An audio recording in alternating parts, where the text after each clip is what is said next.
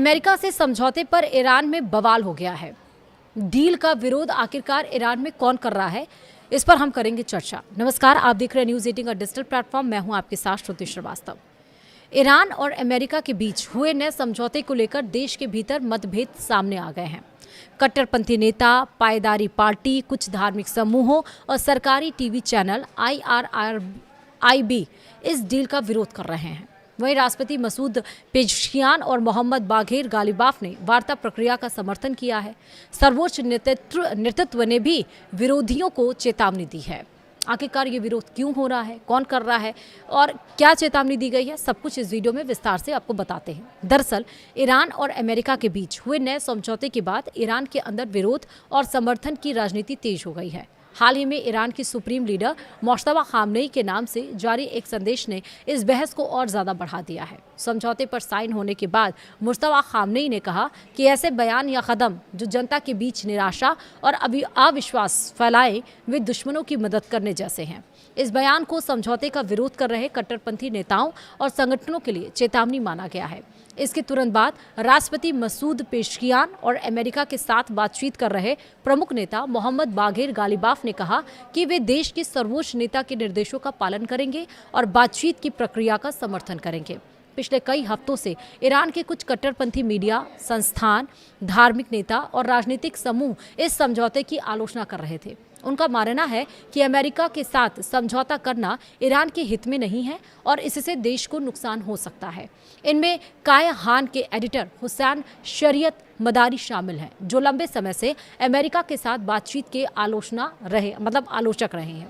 साथ ही सांसद इस्माइल कोसारी भी हैं। ईरानी वेबसाइट खबर ऑनलाइन ने अपनी रिपोर्ट में कहा है कि यह सिर्फ सामान्य आलोचना नहीं है, बल्कि बातचीत को असफल बनाने और देश में मतभेद बढ़ाने की एक संगठित कोशिश है। रिपोर्ट में सरकारी टीवी चैनल IRIB को समझौते का सबसे बड़ा विरोधी बताया गया है।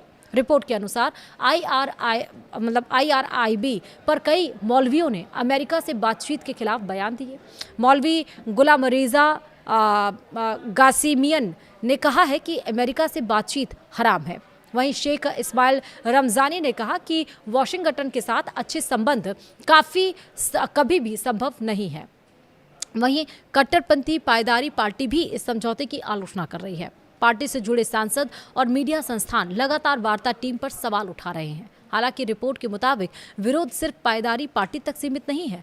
कई अन्य धार्मिक और राजनीतिक समूह भी अमेरिका से समझौते के खिलाफ हैं। वहीं गालिबाफ ने चेतावनी दी कि जो लोग सर्वोच्च नेतृत्व के निर्देशों का विरोध करेंगे, उन्हें जनता की कड़ी प्रतिक्रिया का सामना करना पड़ सकता है। फिलहाल समझौते के बाद विरोध की आवाज़ें कुछ धीमी पड़ गई हैं, लेकिन यह साफ है कि अमेरिका के साथ रिश्ते सुधारने के मुद्दे पर ईरान के अंदर अब भी गहरे मतभेद मौजूद है। अब आप सोचिए कि 28 फरवरी से ये युद्ध शुरू हुआ था, ईरान, इजराइल और अमेरिका का 100 दिन से ज़्यादा युद्ध ये चला, जहां कच्चे तेल की कीमतें लगातार उछाल मारने लगी, जहां पर पेट्रोल, डीजल, LNG, PNG के गैस जो दाम है वो बढ़ने लगे, जहां पर विश्व आर्थिक संकट खड़ा होने लगा, इन्फ्लेशन जैसी चीज़ें मार्केट में बढ़ने लगी।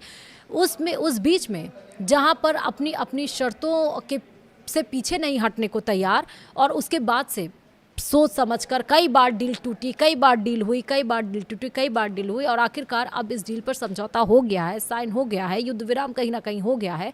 उस बीच में ईरान में अब बगावती सुर यहाँ पर खड़े हो रहे हैं और उसको समझाने की कोशिश यहाँ पर सरकार की तरफ से की जा रही है। लेकिन जब सरकार की समझाने की कोशिश के बाद भी ईरानी लोग ये लोग नहीं मान रहे हैं, उसके बाद उन्हें चेतावनी दी गई है, क्योंकि अब ईरान भी चाहता है कि उसकी शर्तों के साथ जो डील हुई है उस डील पर कायम रहे। अमेरिका भी ये चाहता है, जो कंट्रोल करना चाहता था ईरान को, कि जिस मकसद से उसने युद्ध छेड़ा था वो मकसद तो पूरा नहीं हो पाया, लेकिन वो चाहता है कि अब युद्ध ये ख़त्म हो, ये युद्ध यहाँ पर सिमटे। लेकिन जो बगावत के सुर अब यहाँ पर ईरान में खड़े हुए हैं, क्या वो नई मुसीबत ईरान के लिए पैदा कर रहे हैं?